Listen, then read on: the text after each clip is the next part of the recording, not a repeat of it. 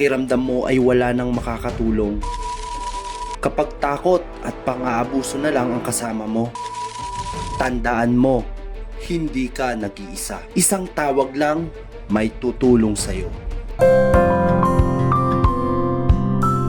Sa Taguig City, isang babae ang naglakas loob tumawag sa DILG Unified 911 matapos siyang ikulong at bawalan ng kanyang amo na umalis. Kahit paulit-ulit na siyang nakiusap na makauwi dahil may problema sa kanyang anak.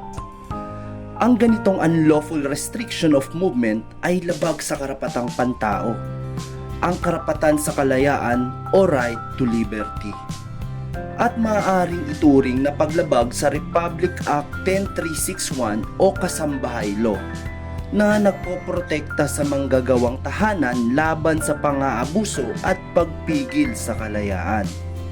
Ito ang lakas ng Unified 911, isang sistemang nag-uugnay sa bawat Pilipino sa oras ng pangangailangan, bahaman, sunog, aksidente o krimen. May tutulong, may tutugon, may malasakit. Ako po si Maylin Zarco ay nagpa-rescue po sa pamagitan po ng pagtawag sa numerong 911. Ay lubos pong nagpapasalamat sa BGC Police sa pamumuno po ni Police Colonel Alyatok at kay Major Sazon. Naway marami pa po silang matulungang katulad ko. Pagpalain po sila ng Panginoon. Tumawag sa 911, ang lifeline ng bawat Pilipino.